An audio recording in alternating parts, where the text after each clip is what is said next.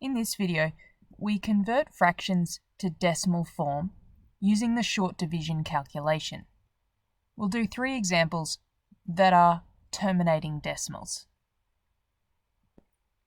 In part A, the fraction 3 on 5 really means a division calculation. It is also 3 divided by 5.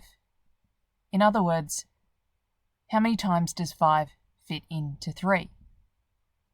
So we use the bus shelter, that's what I call short division, to check if 5 fits into 3. Now we think it doesn't fit at all, not even one whole time. Yet a proportion of it can. If you already know that 3 on 5 can equal 0.6, then you know that 3/5 is equivalent to 0.6. In other words, 0.6 is just the decimal form of 3 on 5, and hence they both represent the same proportion. So, we use the short division strategy to show this answer, because we're really asking, does 5 fit into 3? Clearly it cannot. I write 0. Then introduce a decimal point and a 0.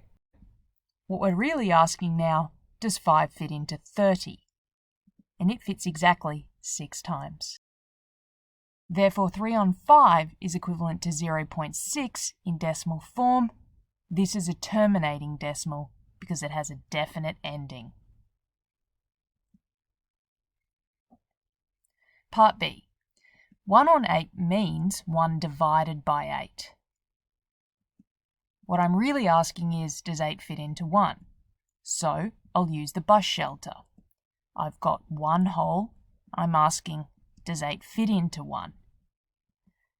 It doesn't. So I introduce a decimal point and a 0. What I'm really asking, does 8 fit into 10? It fits once, remainder 2. So I introduce a 0. What I'm really asking, does 8 fit into 20?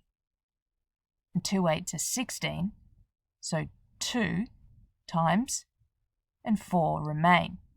I introduce a 0. Now what I'm really asking, does 8 fit into 40?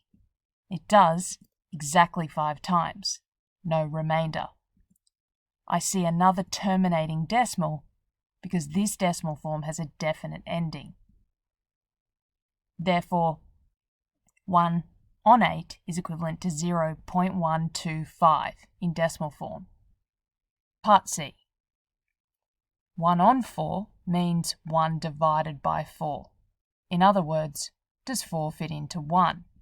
So I use the bus shelter to work this out.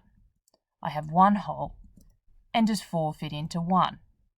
Clearly it doesn't. I introduce the decimal point and a 0.